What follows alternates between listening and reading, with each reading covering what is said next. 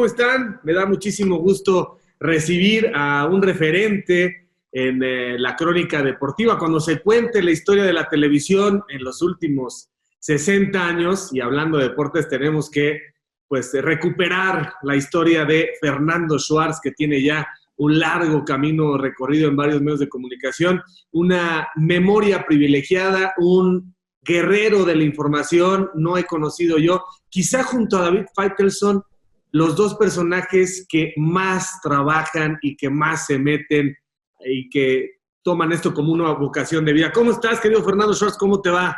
Pues antes que nada, gracias por la invitación y gracias por tus palabras. Mira, la verdad, y yo cometí muchos errores de los que ya te comentaré a lo largo de mi carrera por mis impulsos, pero la pasión que tengo por esto sí es totalmente innata y me considero uno más, te lo juro. Siempre he sido bien ubicado, tranquilo, y no por ser una persona pública soy más o menos que los demás, simplemente un habitante más de este planeta.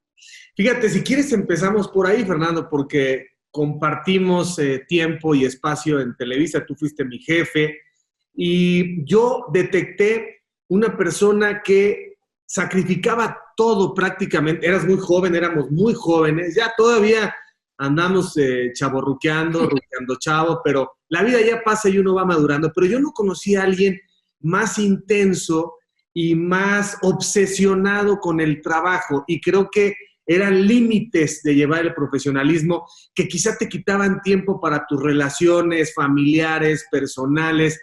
¿Reconoces esa parte que muchos vimos, de decir, este señor no hace otra cosa más que pensar en chamba? Cuéntanos esa parte, ¿qué tanto fuiste consciente con el paso de los años que tenía que ser diferente? Tienes toda la razón.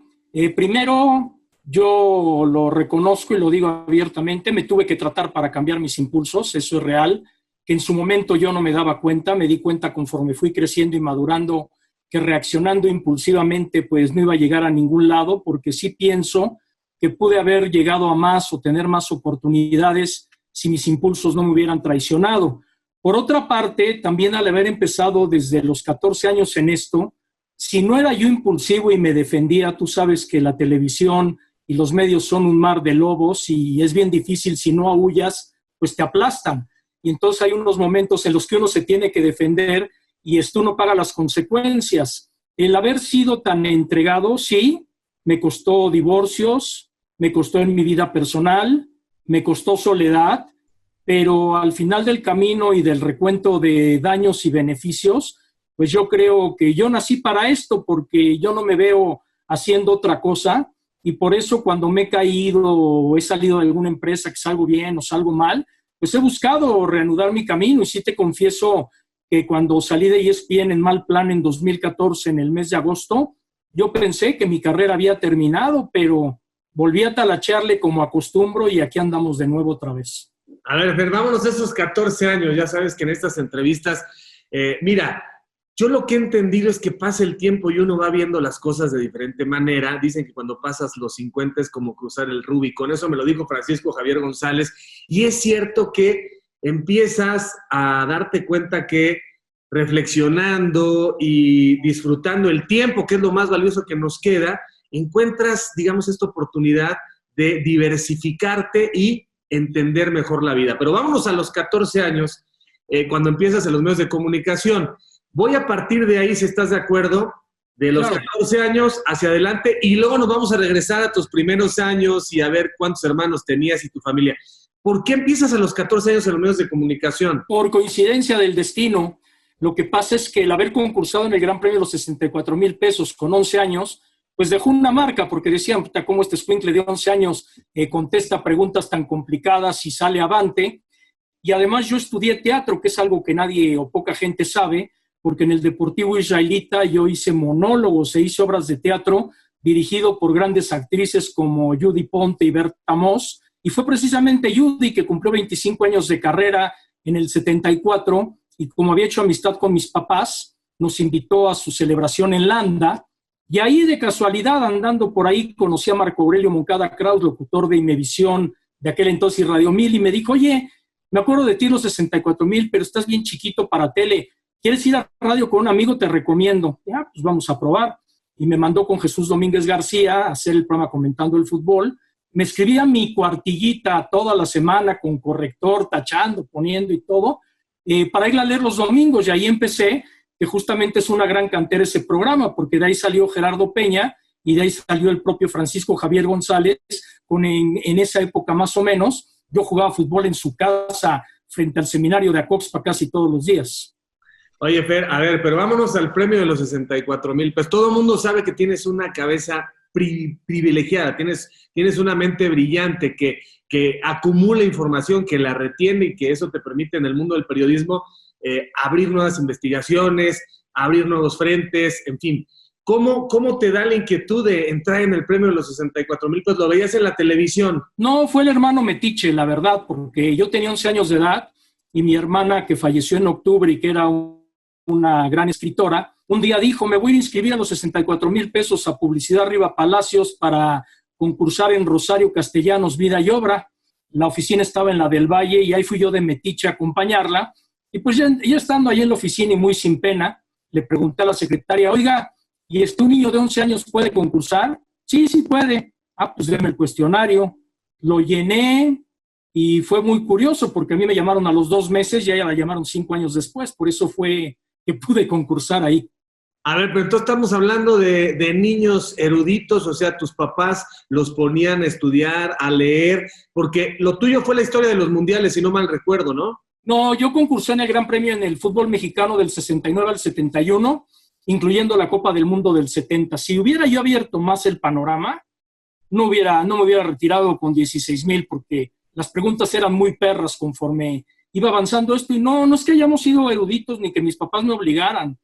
Yo creo que cada quien se metió a lo que le gustó con el apoyo de mis papás, y mi papá era un comerciante, mi mamá era encargada de una tienda, familia de clase media, media baja, o sea, nada que dijeras, hijo, les voy a inculcar la cultura y el placer a mis hijos para que crezcan. Cada quien se desarrolló. ¿Dónde vivieron en la Ciudad de México? ¿Qué colonia y cuántos eran o son? En la colonia Condesa vivíamos en Atlisco 79, departamento 1. Ahí fue donde crecí, nací. Éramos 3, 2 hermanas. La menor vive todavía, yo soy el de en medio.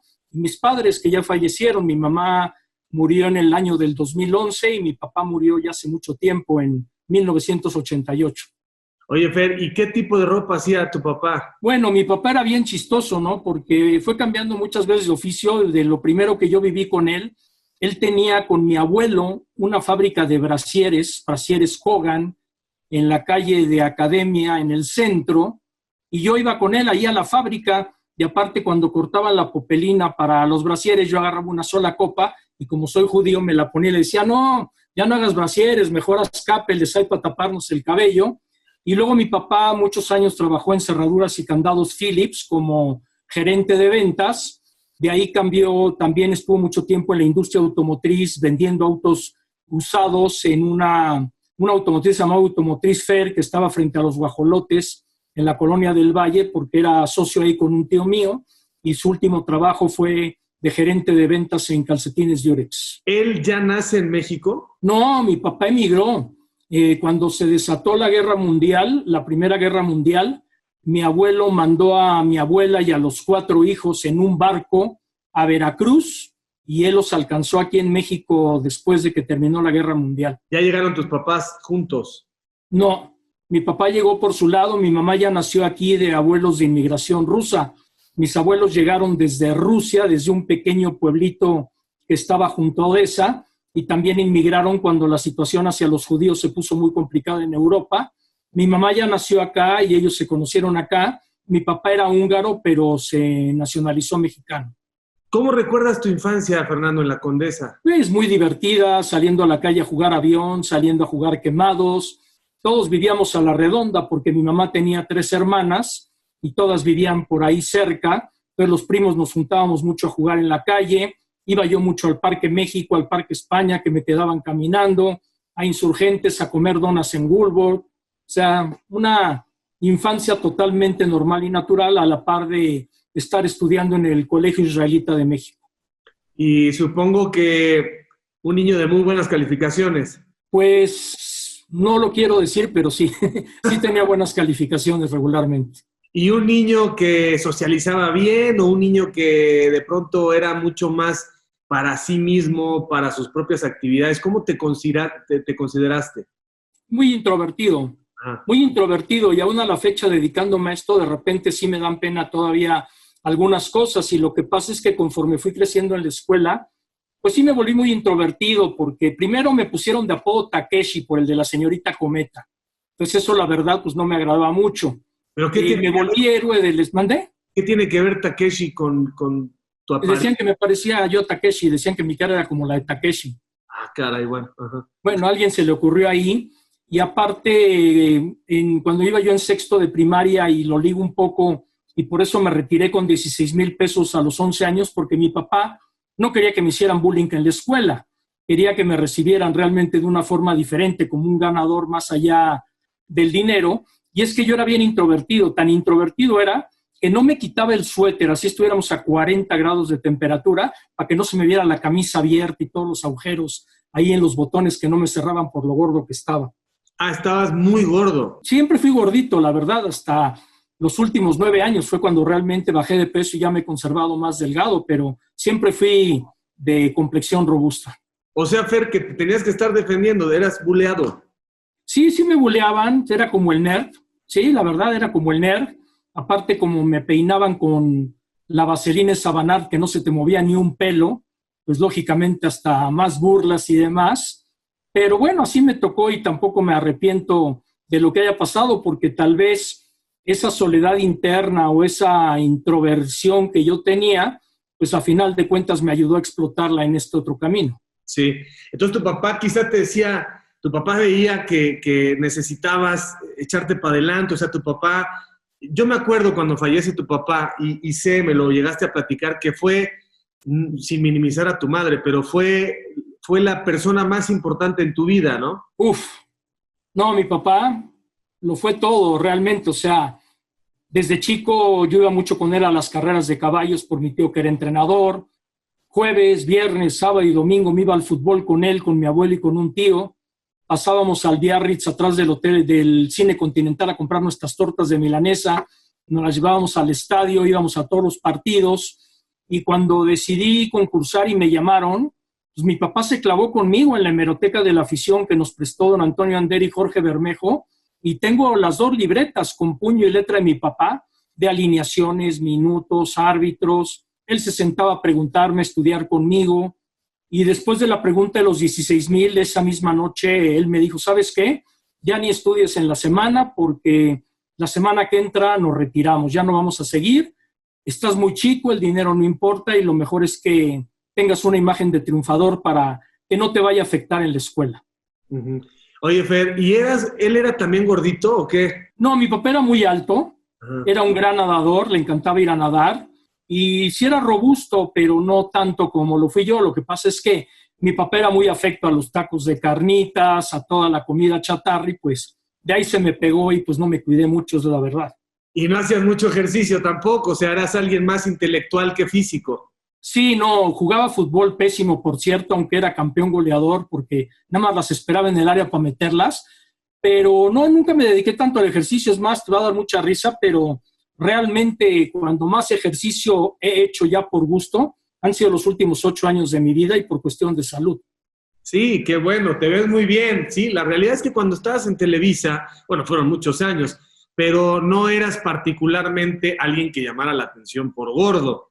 O sea, supongo que me estás diciendo de tu infancia donde era más notorio respecto a los demás niños. Era más notorio, en Televisa también tuvo una época que sí está yo bastante llenito y tal vez la época más gordo en televisión fue en el 2011 y 2012 en ESPN, porque aparte la comida en Estados Unidos, aunque te dicen que es de dieta, le inyectan hormonas para que se vea bien bonito en el supermercado y pues te inflas. Ajá. Bueno, Fer, y entonces los 64,000 pesos, esas sesiones cuando ibas a concursar, ¿no te ponías nervioso? ¿El video está por ahí? ¿Tú tienes el video?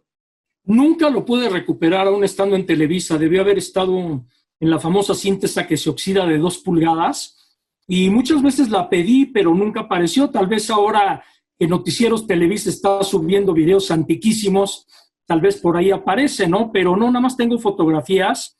No me ponía nervioso hasta llegar al estudio. yo creo que era pues, un niño de 11 años, la verdad, perdón la expresión, le valía madres. Tú ibas ahí y a ver qué pasaba. Ya me empecé a poner nervioso cuando a partir de los 4,000 te metían a la cabina, que incluso me ponían una caja de refrescos para que me viera, porque estaba yo chaparrito, y de ahí sí, los 30 segundos que se escuchaba la música, que tú medio la escuchabas porque la tapabas con los audífonos, pues sí, ahí sí me entraba mucho el nervio. Uh-huh.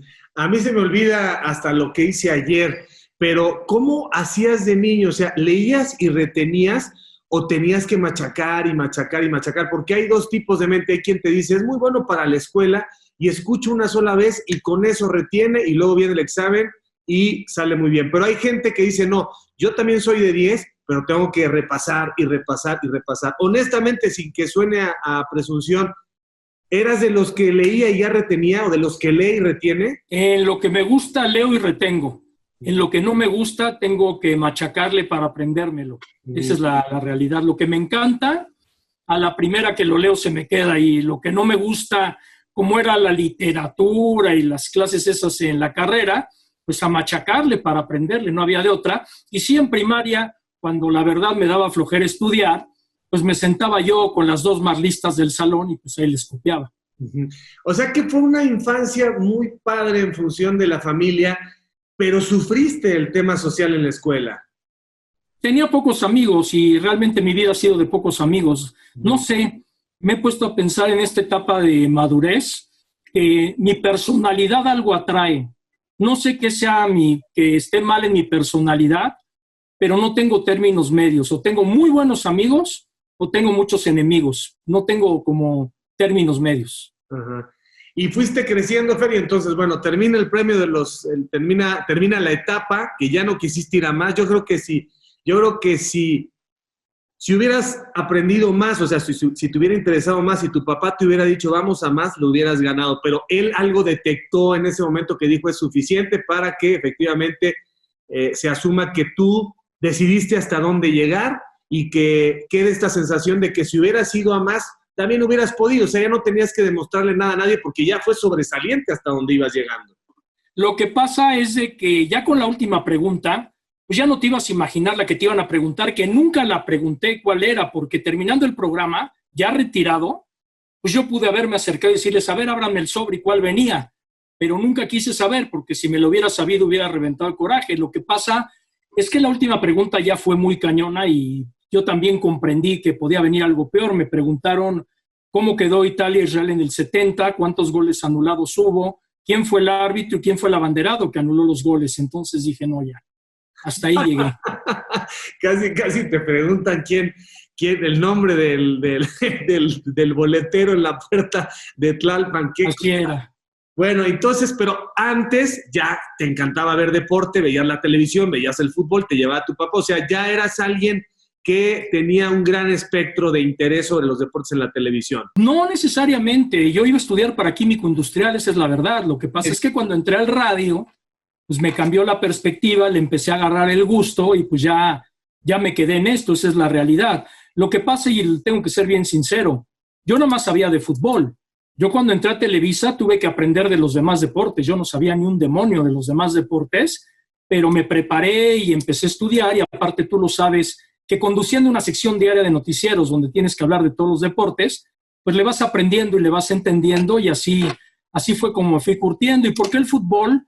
Porque Borja era mi ídolo y tuve la gran fortuna que estudió la carrera con un primo mío, pues yo saltaba a la cancha con Pumas, con América y con selección, con Enrique Borja.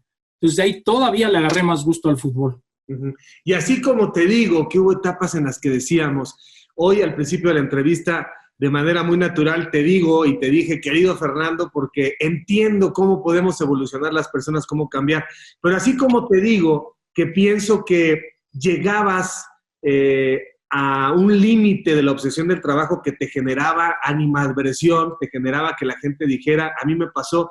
¿Por qué, Fernando, es así? Como me pudo haber pasado también a mí con varios cuando fui jefe, porque aquí repartes la pelota y el que tiene el balón está contento y el que no, pues va a estar a disgusto, ¿no? Pero en tu caso era, ¿por qué es así de intenso y por qué lo único que le importa es el deporte? Pero en contraparte, bien lo dices, pocos profesionales con ese rigor para autoexigirse como los estándares que tú te has puesto. Y como bien dices, cuando hablamos de una carrera sostenida en el tiempo de realización y de éxito, pues hay que tener esas bases y en ese sentido eres, permíteme la expresión, un perro de la información viva, auténticamente. ¿O no? No, tú también lo eres, no, tú también lo eres, en tu época lo eras. La época, aparte de la época que nos tocó a ti y a mí en Televisa, fue una época muy difícil, pues sí hay que decirlo porque ya es anecdótico. A mí me nombra director Emilio Díaz Barroso, a ti Emilio Díaz Barroso no te caía bien, tú estabas con Guillermo Ortega, estaba ahí el señor productor Zapata que le metía cizaña por diestra y siniestra, y a final de cuentas pues causaba enfrentamientos totalmente innecesarios. Yo creo que eso fue lo que pasó. Y del otro que dices que perro de la información y todo, pues es que pues yo crecí al lado de Jacobo. Sí. Mi meta siempre fue decir, hoy llegué primero que Jacobo a la oficina, y así llegar a 6:30 de la mañana, nunca le gané. A ver, Nunca. vamos de Jesús Domínguez a Televisa. ¿Cómo se da ese paso? Después de que estás en el radio, también Francisco me platica cómo ese programa que sigue con el hijo ahora se volvió, bueno, sigue, no hay un programa. Yo entiendo que debe ser un récord Guinness con esa longevidad, pero tenían buenas puertas para las empresas de televisión, ¿no? Lo que pasa es que Chucho era muy benevolente, un hombre nacido en Cuautla que murió el año pasado, y Chucho, llegabas con él y te decía, sí, Fernandito, yo te doy la oportunidad. Lo hice gratis durante mucho tiempo, hasta que ya después de que duré 3 años me empezó a pagar. Todavía hice con él otro programa que se llamó Por el Estado de México, y Chucho me fue soltando poco a poco. Aparte fue como un círculo virtuoso, ¿no? Porque yo iba cada domingo, leía mi cuartilla.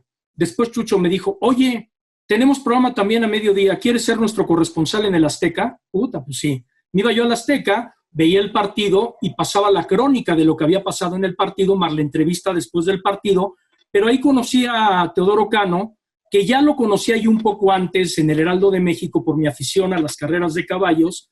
Hablaba yo a pedir los resultados y Teodoro me ayudaba. Pero bueno, ya conociéndolo más a fondo, estando como corresponsal de Chucho y en el Azteca, Teodoro me conectó con Jaime de Haro y me convertí en el hombre que hacía los boletines de prensa y las distribuía en el palco de prensa. Entonces yo preparaba mis estadísticas toda la semana y 2 horas antes llegaba al Azteca, bajaba por alineaciones, las sacaba a mano, las pasaba en máquina de escribir y 20 minutos antes de arrancar el partido repartía yo el boletín a todos los periodistas y comentaristas.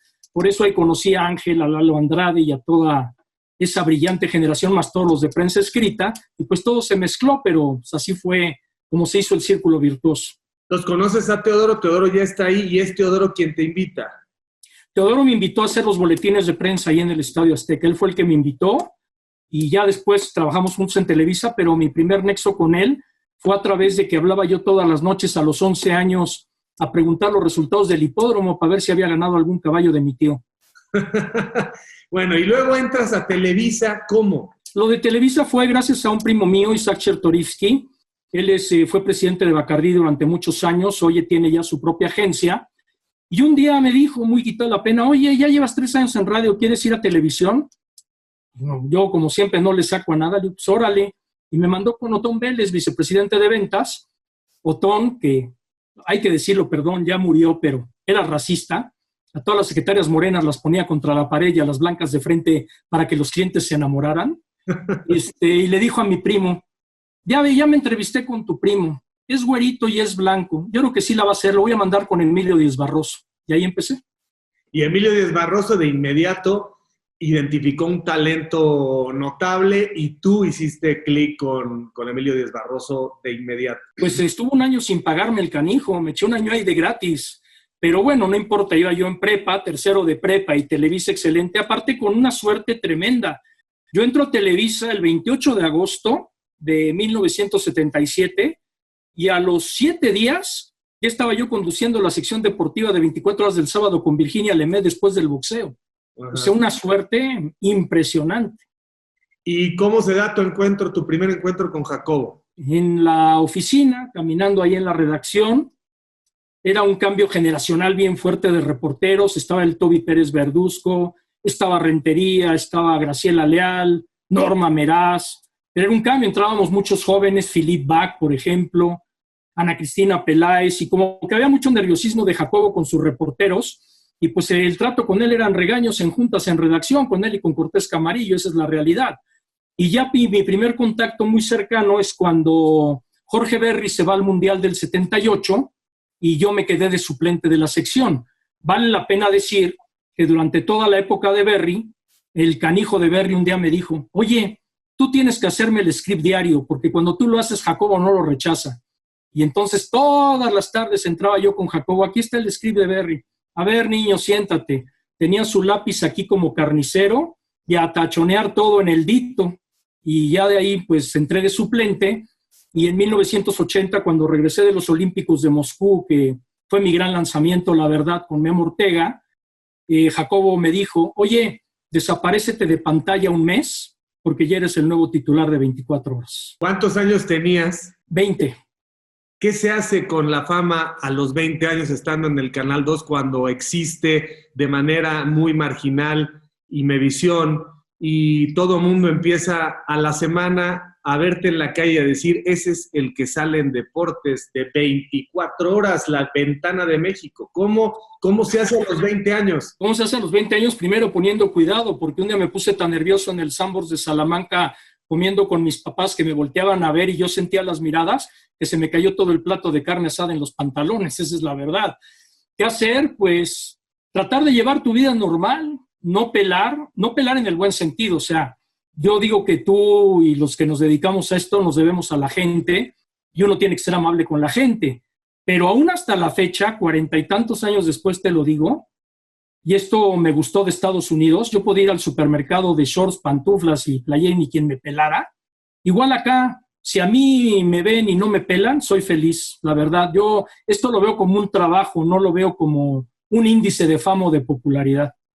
Pero da ventajas, Fer, da ventajas en un restaurante, que te pasen primero, da gusto que te digan, oye, qué buena nota diste. O sea, al final también hay una recompensa, más allá que de pronto haya crítica o haya gente que de pronto lo cuestione todo, abre puertas y a los 20 años uno puede volar fácilmente, ¿no? Sí, hay una buena retroalimentación. Lo que pasa es que, te digo, y no es ninguna coba personal ni nada, pero desde chico siempre lo pensé igual. O sea, por el hecho de salir en la tele, tener la canonjía de que eres el último en la fila para entrar a la discoteca y te pasen primero, pues no se vale. También pobre gente que va, se forma y quiere entrar como uno, ¿no? Y yo te digo, de esas canonjías y derechos, no te diré que no tomé algunas, pero realmente siempre traté de evitarlas, ¿eh? Siempre traté de evitarlas. Nunca me gustó el perfil alto. Tal vez ese fue mi gran error.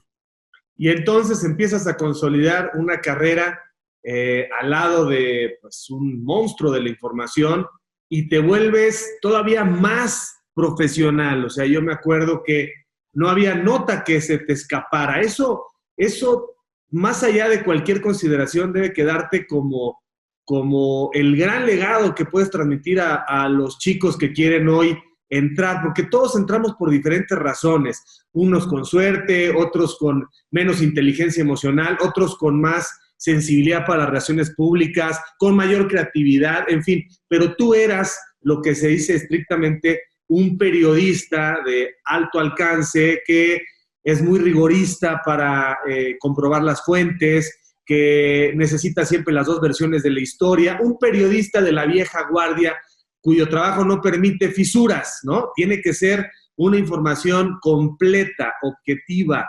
comprobada. En ese momento yo creo que se reconoce a un periodista que está marcando una escuela, porque pues Ángel Fernández era alguien que recreaba el entorno, estaba el Perro Bermúdez, estaba Toño de Valdés, que Toño tiene, a diferencia de muchos, Toño tiene esta simpatía, Toño le cae muy bien a todo mundo, pero no era lo mismo. ¿Tú te propusiste marcar una escuela? No, nunca lo pensé, la verdad, nunca lo pensé. Lo que pasa es de que, como buen Capricornio, soy demasiado duro conmigo mismo, demasiado duro. No me permito el fracaso.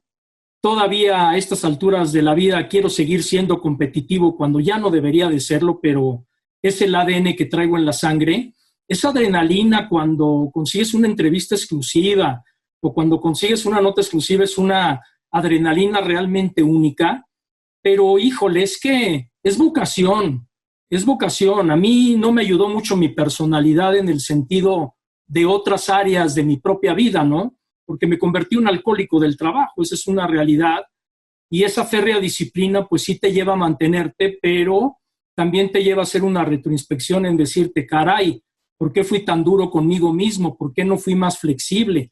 Tal vez si hubiera sido un poco más diplomático, un poco más abierto con la gente, no tan cerrado en mí mismo, pues tal vez sería más simpático para muchos, ¿no? Porque yo sé que para muchos soy un hijo de puta, esa es la verdad y lo digo abiertamente y no pasa nada. Independientemente de lo que piensen los que han trabajado contigo, el público, yo te diría, esos fracasos de los que hablas tienen que ver con tu vida personal y tienen que ver con tus matrimonios y con la gente que ha estado a tu lado y que finalmente quizá en su momento no priorizaste y que ellos o ellas más bien se dieron cuenta de que es que no cabemos el trabajo y yo en nuestra vida. He reflexionado sobre eso y siempre hay tiempo, Fernando. Yo creo que la competencia ahora, tú ya tienes una historia, la competencia ahora debe ser contigo mismo y con nadie más.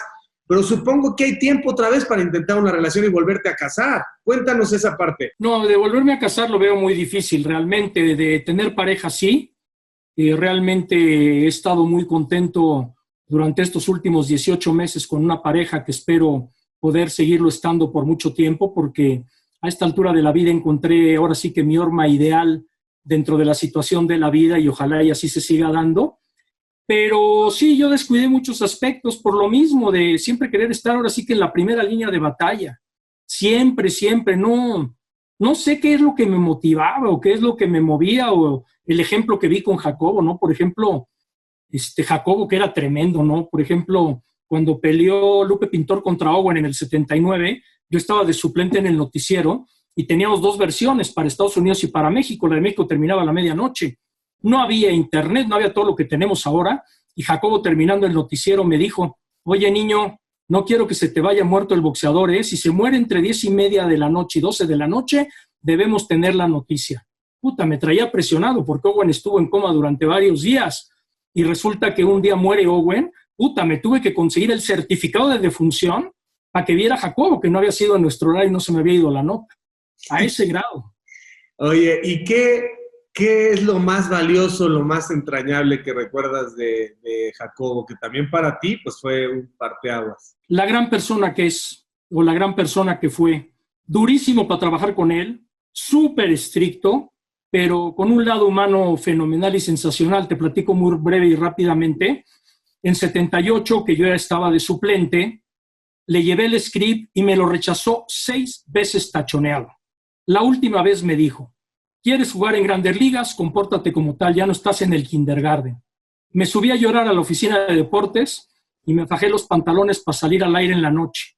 Las dos secciones, la de Estados Unidos y la de México, la corté al aire, estaba yo dando las noticias y cuando corrió un video le hice así al demonio Vega, que era el director de cámaras, ya que me cortara, porque puta, cómo me jodió ese día Jacobo, insoportable.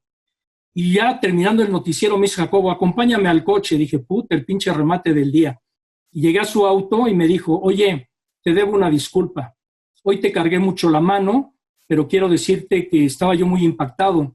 Hoy murió Paco Malgesto y lo vi en el hospital media hora antes que falleciera. Discúlpame, en verdad, se me pasó la mano contigo. Ese era Jacobo. ¿Conociste su entorno familiar? ¿Fuiste a comer a su casa? ¿Te incluyó socialmente en algunos eventos? Estuve en varias reuniones con sus hijos, no en su casa, sí en restaurantes, y siempre me tomaba en cuenta para todo. Había algunas veces que nos íbamos a cenar Lolita, el Tacho López Cuarzo, un servidor, nos íbamos a cenar y a platicar después del noticiero. Incluso un día en su oficina, un día que me había ido muy mal, pues ya sabes que Televisa era sanguinaria en algunas veces que apedreaban el rancho. Yo un día entré con él y dije, oiga, jefe, ya no aguanto todo este desmadre. Y me dijo, mira, vas a entender una cosa y te la voy a platicar. En esta empresa, nada más va a haber un Jacobo, nada más va a haber un Raúl, nada más va a haber un Chabelo, nada más va a haber un Chespirito, nada más va a haber un Ernesto Alonso, porque nuestras figuras sobrepasan al dueño. Y el dueño, pues no va a crear más figuras para que lo sobrepasen porque pues, el señor Azcárraga es el dueño. Yo te voy a recomendar algo. No eches todos los huevos en la misma canasta. Y si de plano no tienes lana para invertir, yo te presto aunque sea para que pongas un puestito de corbatas aquí junto al wagon. Oye, Fer, al mismo tiempo, ¿tu papá y tú caminaban con los caballos al mismo tiempo en esa época? Sí, claro. Incluso llegué a tener como 30 caballos en sociedad con mi tío. y me salía yo, escribía el script de 24 horas o el script de noticiero que me correspondía, y de repente veía, chin, mi caballo corre 6:30, el noticiero es 8:30, me da tiempo de ir y venir. Me escapaba yo al hipódromo, veía la carrera y me regresaba sin que nadie se diera cuenta. ¿Y les dejaron los caballos bien en algún momento? En un momento sí, después no, porque nos tocó la mala fortuna que cuando la caballada estaba gorda, el gobierno cerró el hipódromo y perdimos todo. Uh-huh. ¿Y qué hicieron con esos caballos? Pues yo me fui a vivir a Estados Unidos y creo que mi tío los vendió al mejor postor ya para no mantenerlos. ¿Cómo se da, Fernando, y qué sentiste en ese momento, esta transición cuando llega Beto Murrieta con Jacobo y tú pasas con Lolita? ¿Cómo se dio eso? No lo recuerdo. Pues fue muy chistoso porque fue cuando Jacobo se fue a hacer eco a Estados Unidos, era 87, y yo me quedé con Abraham en 24 horas y con Lolita en muchas noticias porque Lolita ya se había separado.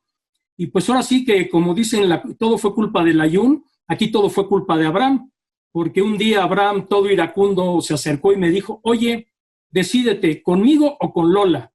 Puta, no me la puso a pensar mucho, pues con Lola, contigo, puta, está cabrón, porque Abraham era bien duro, más duro que el papá.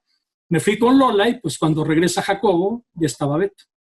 Pero así fue, pero aparte con Beto, al tiempo todavía de hoy tengo una muy buena relación, pues por ese instinto perro que tú dices que tenía, le peleaba a todas. Yo sabía que John McEnroe y André Agassi llegaban a México y iban a ir a 24 horas, yo me plantaba en el aeródromo donde llegaban en vuelo privado y los entrevistaba con cámara para tenerlos antes que Beto.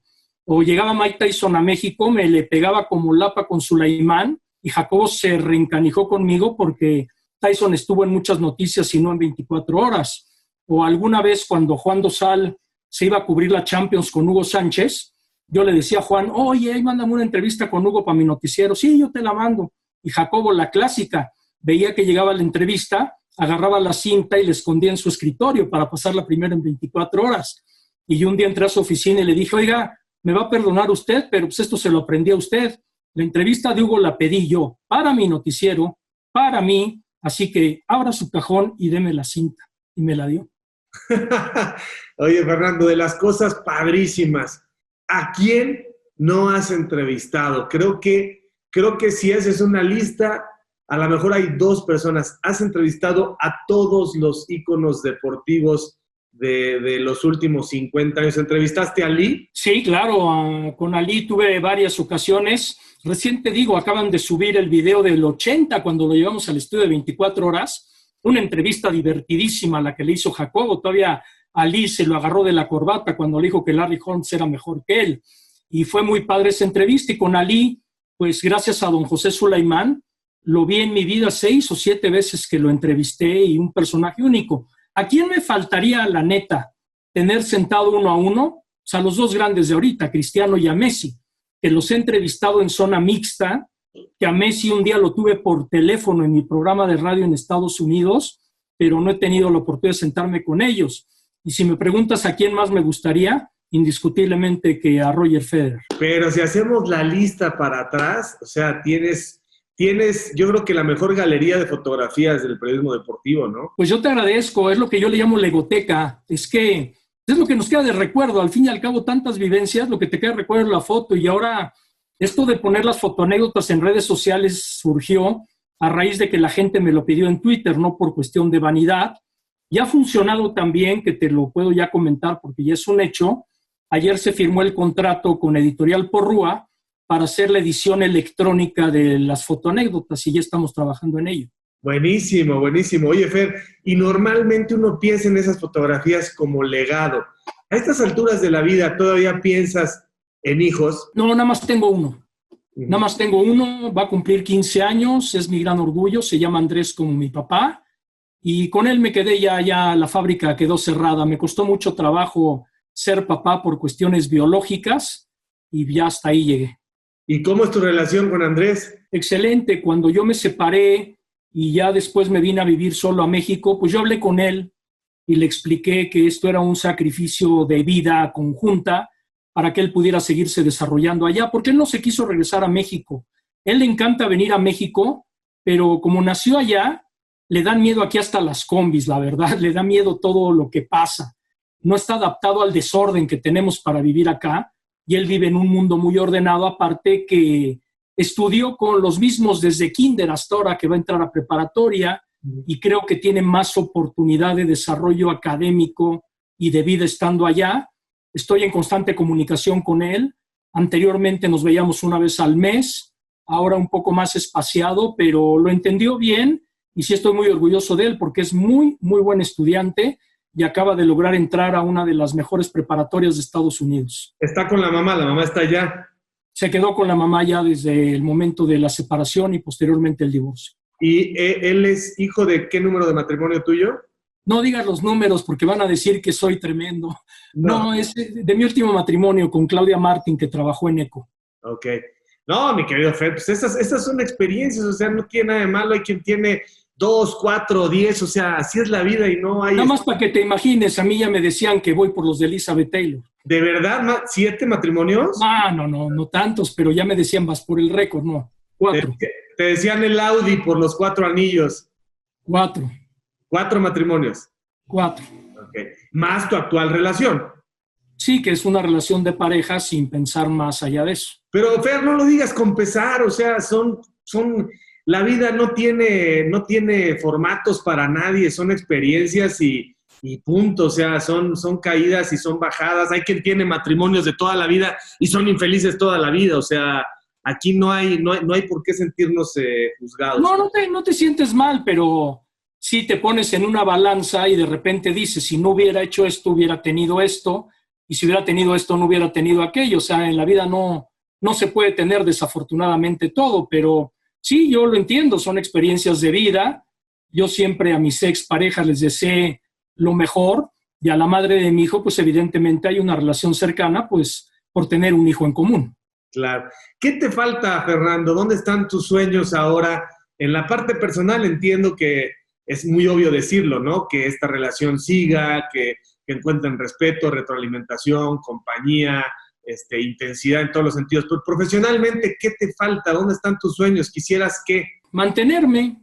Me divierte mucho lo que hago.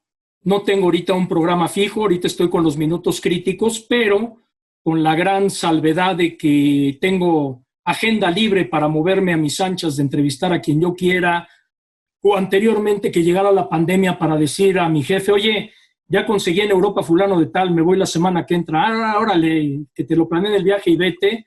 Y pues el tener esa libertad sin tener la esclavitud de un programa es padre. Sí me gustaría tener un programa, hoy no se han dado las circunstancias, pero mantenernos vigentes a estas alturas tú, Toño de Valdés, tú y Bura, que son más chicos, realmente es un privilegio de la vida, porque cuánta gente y colegas hemos visto pasar que por más que han luchado y han batallado y han querido estar, no se han podido mantener, y en este combo podemos meter al Perro Bermúdez también, o José Ramón, por ejemplo. Pues qué padre el poder seguir en lo que nos gusta, ¿no? Sí, cómo no. Oye, Fer, y otra cosa que te iba a preguntar, si de pronto volteas hacia atrás, ¿no? En el tiempo, y nos damos cuenta de los cambios tecnológicos para nuestro trabajo, las herramientas que teníamos, el telefax y antes, no sé cómo se llamaba, los cables. Y hoy vemos cómo se maneja esto. O sea, también nos tienen que dar un mérito, ¿no? A los rucos de 50, 60. O sea, nos ha pasado por aquí la velocidad para adaptarnos a los tiempos y todavía nos molesta, ¿no? Pues yo digo que somos inteligentes en habernos adaptado, porque la vida es un constante aprendizaje, ¿no? Y si tú te quedas en lo de hace 20 años, pues te quedas en lo de hace 20 años. ¿Qué quiero decir con esto? Tú puedes traer una formación de 40 años atrás, pero esa formación se ha tenido que adaptar al mundo. El ejemplo más vivo y actual, estamos hablando hoy por Zoom, porque esta pandemia nos tiene a todos de cabeza y nos hemos tenido que adaptar a esta forma de vida. A final de cuentas, el ser humano nació para adaptarse a los obstáculos y a las circunstancias que nos ponga el patrón. Entonces, la tecnología es igual. Yo al Twitter no le entendía cuando salió el Twitter, te lo confieso. Ni sabía cómo darme de alta en la cuenta de Twitter. Y así aprendí del Twitter, aprendí del Facebook, aprendí del Instagram, aprendí a manejar esto del Zoom, la computadora. Y yo digo que si no te actualizas, te quedas. Ahora sí que es como cuando Windows o Mac mandan una actualización, pues métetela en el disco duro, porque si no ya no funcionas. Sí, totalmente, pero lo que pasa es que los chavos actuales que nacieron son nativos de la era digital. Entonces, a nosotros nos ha cambiado no solamente esta visión de sentarte frente al aparato, no. De pronto, incluso en distancia, en movilidad, en tiempo, o sea, lo que nosotros teníamos que trabajar para ir a una máquina y sacar el papel y así leer el cable frente a la pantalla, y hoy en día que con el teléfono le hagas así y aquí esté la misma información y además ya sustentada por AP, por F. En cambio, hace 30 años, 40 años teníamos que ver cómo llegaba la información y además el evento deportivo había pasado ya unas horas en el lugar de origen. Entonces, esto nos ha cambiado también y nos ha estresado a los viejos rucos chavos, ¿no? O sea, a todos nos estresa porque ya te volviste un teléfono dependiente para estarte enterando de las noticias o para comunicarte con la gente a través del WhatsApp. Se volvió todo más impersonal, eso es lo que yo creo, pero también creo que somos de una generación afortunada, porque yo le diría a los millennials que dejen su teléfono apagadito una hora y que se salgan a la calle a jugar avión o a jugar quemados, que era divertidísimo. Ahora resulta que todo es lo tecnológico, cuando lo rudimentario realmente es lo que te arrancaba una sonrisa. Yo, por ejemplo, de repente, antes de que viniera la pandemia, iba con mi pareja a cenar o a comer a un restaurante y una pareja de novios, de esposos o de lo que sean, pero chateándose por el teléfono en vez de verse a la cara. Entonces dices, caray, qué impersonal se volvió esto. Además, déjame decirte, y ya sé que me van a criticar, pero los millennials son una bola de irrespetuosos. No respetan todo el bagaje y la mochila que nosotros traemos cargando atrás para poder estar en los medios. Ahora llegan a un escritorio a conducir un noticiero y le dicen, oye, mañana vas a cubrir esto. No, yo ya soy conductor.